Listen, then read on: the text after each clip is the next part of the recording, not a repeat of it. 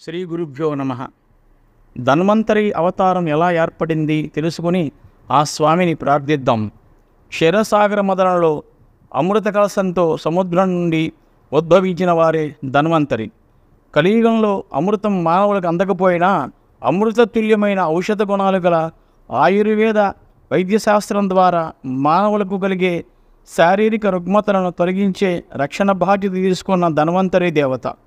అటువంటి ధన్వంతరి దేవత చతుర్భుజములలో శంఖం, చక్రం, అమృత కలశం, ఔషధ మొక్క కలిగి ఉంటారు. అటువంటి ధన్వంతరి దేవతను స్తుతిద్దాం. శ్రీ ధన్వంతరి మహామంత్రం.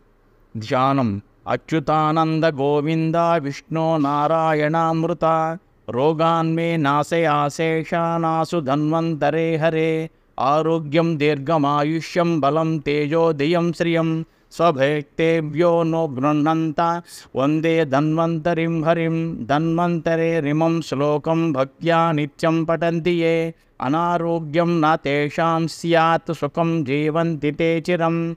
ఓం నమో భగవతే వాసుదేవాయ ధన్వంతరయే అమృతకలశహస్తాయ సర్వమయ వినాశనాయ త్రైలోక్యనాథాయ శ్రీ మహావిష్ణవే స్వాహ. ఓం వాసుదేవాయ విద్మహే సుధాహస్తాయ ధీమహి తన్నో ధన్వంతరి ప్రచోదయాత్. ఓం ధన్వంతరయే నమః.